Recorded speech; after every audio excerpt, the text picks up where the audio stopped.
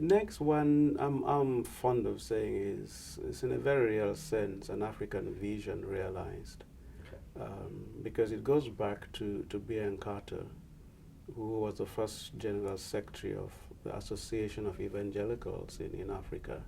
And Carter had studied in the West and went back, but was particularly burdened because as he traveled around the continent, at that point in time, there was no single evangelical theological seminary across the whole vast continent. Now, it is true that there were, within the universities and the older mainline churches, you had theological and religious programs. But in terms of evangelical seminaries across the whole continent, there wasn't one. And then we're talking about the mid 70s.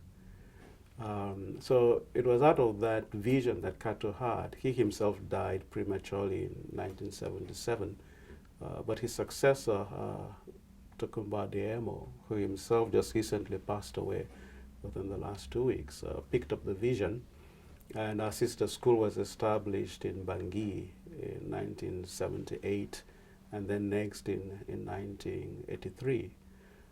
But it was to bring a quality theological reflection and training for the church leadership that NEGST was set up for. And by God's grace, that is what we've sought to do over the last now 27 years, training pastoral leadership for primarily the evangelical churches, but others as well. And you could look back now and see the fruition of that vision. Of course, it would not have been possible as well without Christian partnership from around the world.